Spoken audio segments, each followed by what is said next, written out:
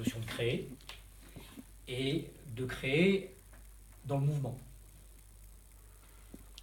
Donc la créativité, c'est pas juste créer quelque chose qui va être entre guillemets un objet, quelque chose de statique, c'est quelque chose qui va mobiliser en fait notre énergie profonde et la mettre en œuvre pour construire quelque chose, je ne dis pas d'unique, mais de personnel.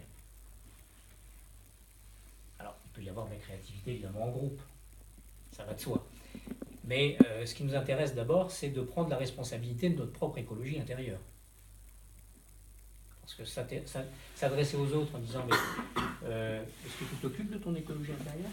Toi, tu vas me répondre, mais en quoi ça te regarde?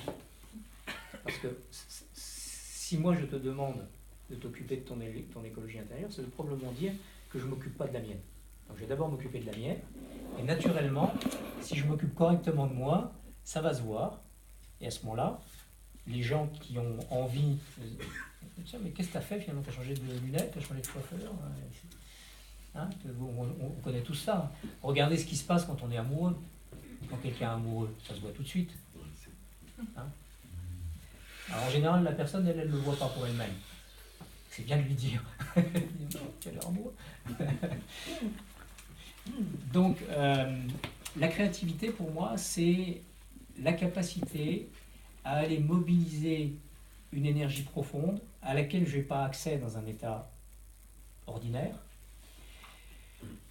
Et ça va passer en fait par un éveil, je dirais, par une stimulation, par une ouverture des sens. Alors, pour les personnes par exemple qui pratiquent le yoga, je ne viserai personne, ou qui l'enseigne, utiliser le corps comme un outil pour déverrouiller la conscience et en même temps libérer de l'énergie, c'est déjà une forme de créativité. Hein? Sachant que, évidemment, là, on est dans un art qui est quand même assez codifié depuis des milliers d'années, donc on sait que si on fait ce geste-là, il va se passer un truc dans le système d'énergie, et quand on fait celui-ci, ça se passe ailleurs. Enfin, donc, ça peut être vrai pour le yoga, ça peut être vrai pour le tai chi, ça peut être vrai pour le sport de manière générale, ça peut être vrai pour simplement le fait de se relaxer aussi.